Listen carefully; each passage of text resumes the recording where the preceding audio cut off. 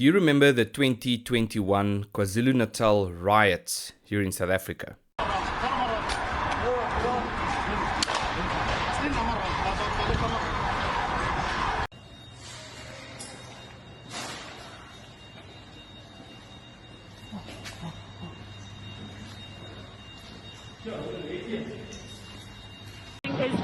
A shop, we are watching people who are walking out with things like fridges, beds. I mean, pretend they're walking out with furniture now. So it has gone from food to clothing to furniture. Okay, let's go.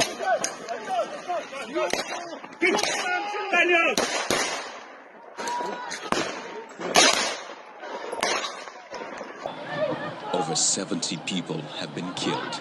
Many of the deaths in Gauteng and Kwazulu-Natal provinces occurred in chaotic stampedes as thousands of people stole food, electric appliances, liquor, and clothing from stores. Shopping malls and warehouses have been ransacked or set ablaze in several cities, mostly in Zuma's home in Kwazulu-Natal province and the financial and economic center Johannesburg and surrounding Gauteng province.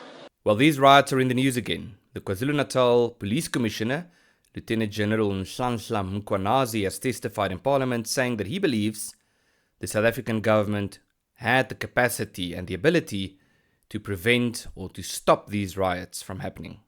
You might recall back in 2021, the Police Minister Bheki Cele said that they weren't able to respond appropriately to these riots because, as he said, they never received intelligence. Now, Mkhwanazi's view is that they noted that people especially used social media and more particularly WhatsApp to incite others to participate in these riots, and also that social media was used to distribute information on how to build petrol bombs and so forth.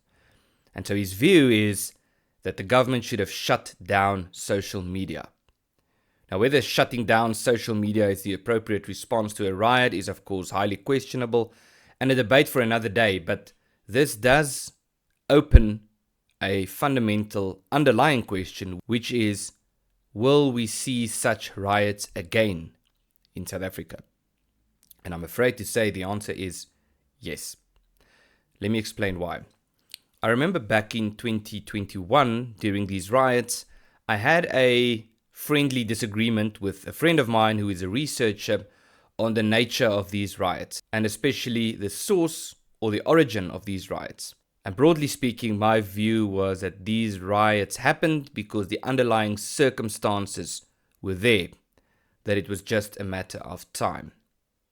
My friend's view was that these riots happened because there was probably a group of people that actively planned it, incited it, encouraged people to start this. In other words, that there was a spark. Now, on the face of it, these riots happened because the former President Jacob Zuma was sent to jail for contempt of court, for refusing to show up in court during his corruption trial, and that this sparked the riot. And of course, this is what we know, but there are some underlying questions about why these riots were so big and so violent. And so we had this disagreement for a day or two until my friend used a metaphor that actually led us to believe that we were on the same page. The metaphor was that we could think of these riots like a can of Coke that erupts if someone adds a particular ingredient, like a piece of Mentos.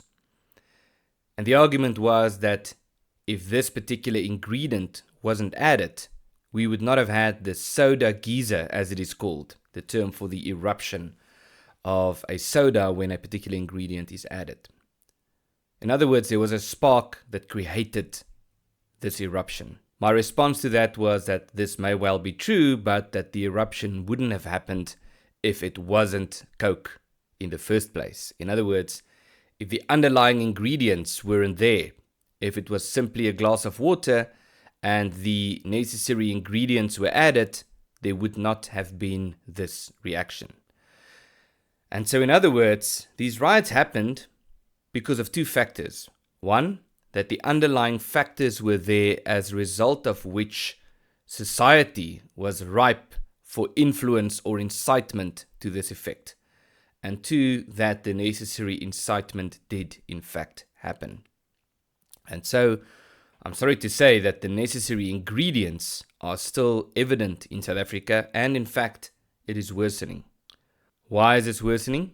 Because we still have extreme levels of poverty and unemployment in South Africa. We still have a disillusionment with people who feel that politicians do not represent them, with people who are angry about their circumstances, who have been waiting to be lifted out of these circumstances, and who are upset about the fact that this hasn't happened. And this isn't getting better. Why is it not getting better? Because we have a political system in South Africa that facilitates this failure.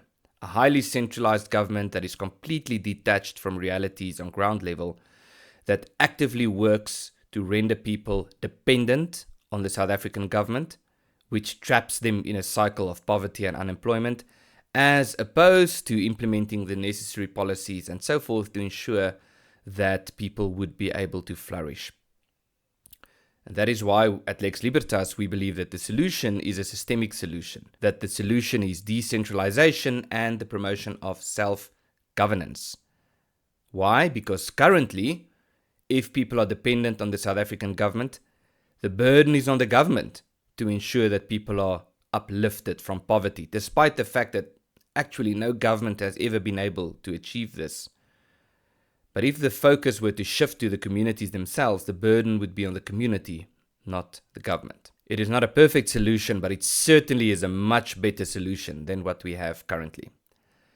But while we have these circumstances in South Africa, I'm afraid to say that it is just a matter of time before we see riots again like the ones we saw in 2021.